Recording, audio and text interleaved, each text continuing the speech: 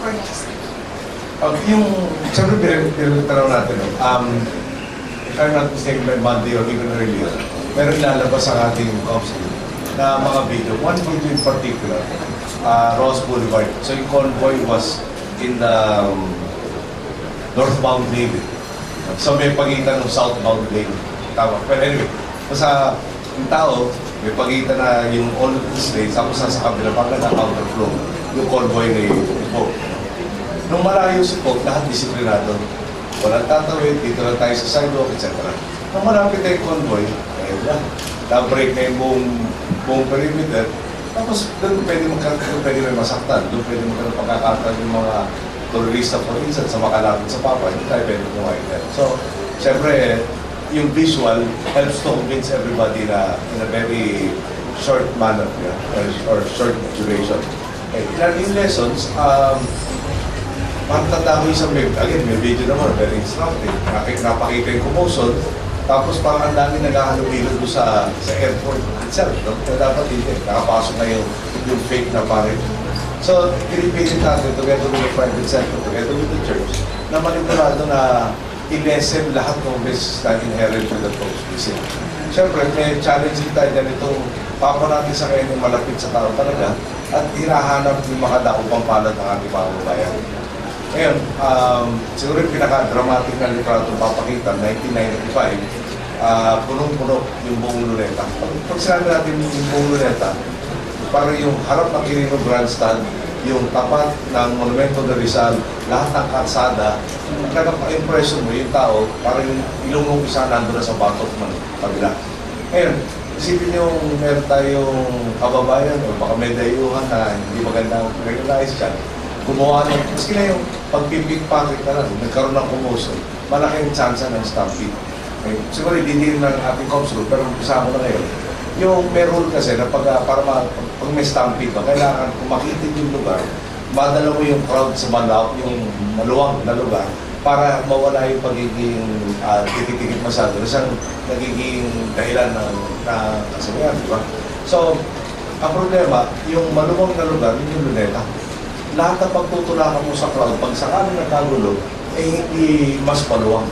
So, kung lalo mako-compress yung taong bayan, at yun ang talagang pinupuno natin sa ngayon, sa tulong ng ating security forces, tsaka ng others, pati ng MMDA, DOH, etc.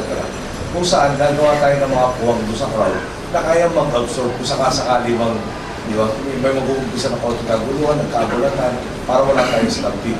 Maraming stampede na rin nangyari sa iba't ibang palitan. Sa atin, experience sa Wawaw, was one of them. Sa Nazareno, dinilita sa atin na merong namatero yata. No? Na dinilita sa atin King Gibson doon, dinilita sa atin German Filipino. Nasa kasaan giwan, noong naipit ng pangwahe, tapos tatagalan ng mga taong sumusunod. At hindi napansin hanggang medyo huli na. So ayaw natin mangyari dahil tinataya na hindi bababa sa 6 na milyon pupunta sa Quirino Grandstand. Pag nakita nyo yung litrato, tulad namin, mapapansin nyo na talagang konti kaguluhan dito, may tinatawag na ripple effect. At talagang challenge. So, tulo nito, merong at least 25,000 na membro natin kapulusan at kasunuluhan na sa mga halaga sa Guludan ng Papa. Pero 25,000, 6 na milyon ng tao doon, hindi kakayarin ng gobyerno ng isa.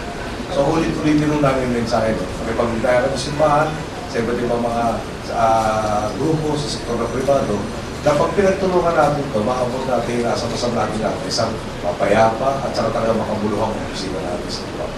Sir, personally, may agang-agang po ba?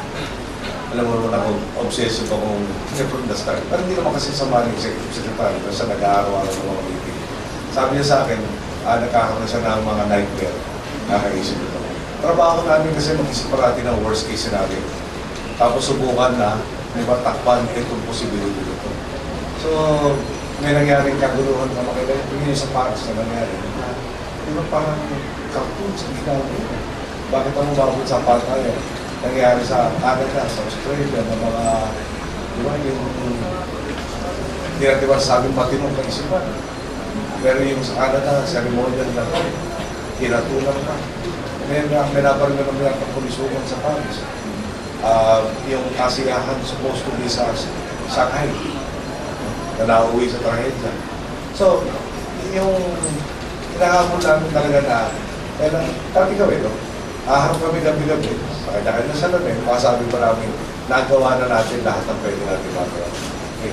Siguro gusto ko rin pagbilang, hindi naman yung obligasyon natin kay Papa lang. Talagang buong Pilipinas, meron pa rin pangangailangan.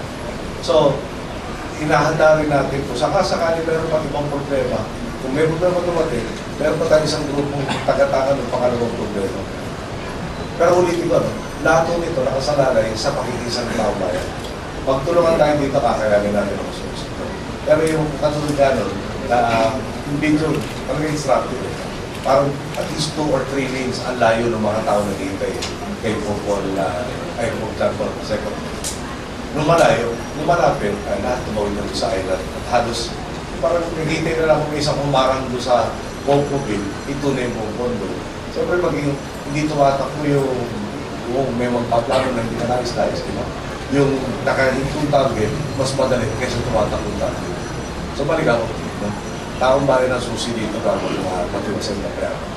So where did you choose music manuals na invent the overall security? Which, number one, si Manu Sundano, pinakita ng kakayahan to deal not only with the military, no, but also with the civilian sector in countless times. This job requires the coordination of so many. Yeah? DOH, DFA, MFDA, AFP, PNP, BFP, lahat na yata. So, kailangan mo ng isa na pwede mag-focus dito na talagang mga konduktor na sa orchestra na para maging maayos yung kanyang tutuloy. So, palagay ko, kaya-kaya naman.